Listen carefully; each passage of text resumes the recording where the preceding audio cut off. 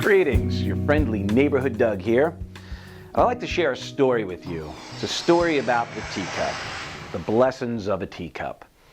Now, one day, this old couple were out antiquing, and they've been antiquing for years.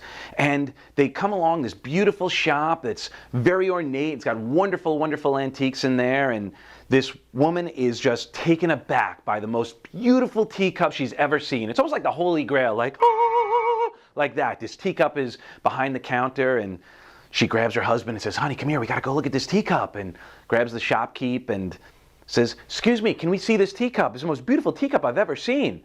And the shopkeep says, "Yes, this is a beautiful teacup, isn't it?" And she hands the lovely teacup to the woman, and the teacup is in her hand, and she looks at her husband and says, "Isn't this the most beautiful teacup you've ever seen?" And her husband says, "Yes, honey, it is."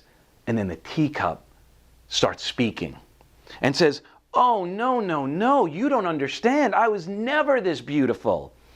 You see, I was once this lump of clay. And I was this lump of clay, and one day my master starts pounding me and beating me and pounding me and squishing me and kneading me, and it was killing me. I couldn't take it. And I begged and I pleaded and I said, Master, Master, Master, please, please, I can't take this anymore. I just can't take it." And the master looked at me and said, "Not yet." And then I thought I was done. And then next thing you know, I'm on a wheel and I start spinning around and spinning and spinning and spinning, and he's squishing me and squeezing me, and I couldn't take it. And I was getting so dizzy and I thought I was going to be sick. And I said, "Master, Master, please, please stop it. I can't take it. I just can't take it." And the master said, "Not yet." And then finally the wheel starts slowing down, and I thought I was done.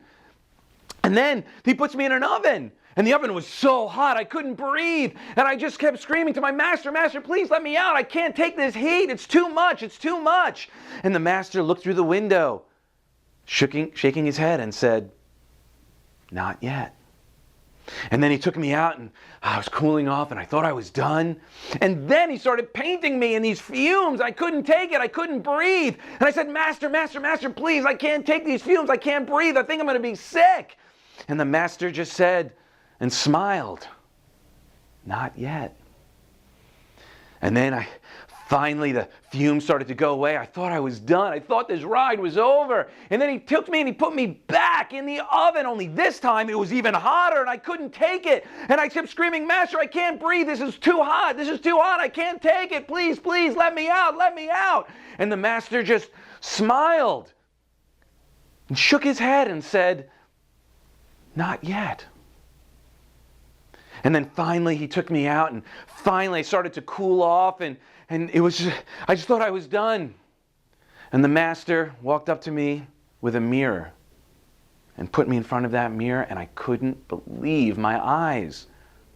I was so beautiful. I couldn't imagine I'd ever look like that. And then the master said to me, he said, "You know, if I just left you as a lump of clay, you just would have been a lump of clay.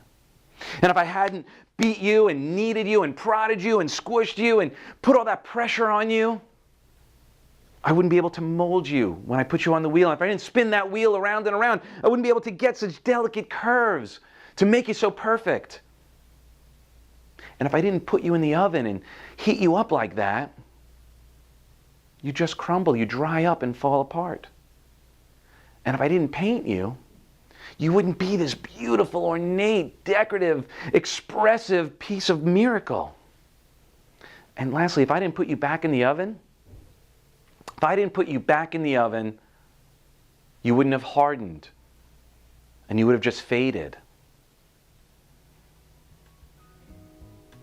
Is it possible that life doesn't happen to you?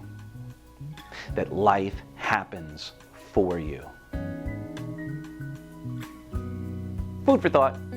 So, Doug signing off with Palm Partners. Again, if you have anybody who's got any questions about addiction or challenges, please let us come support you.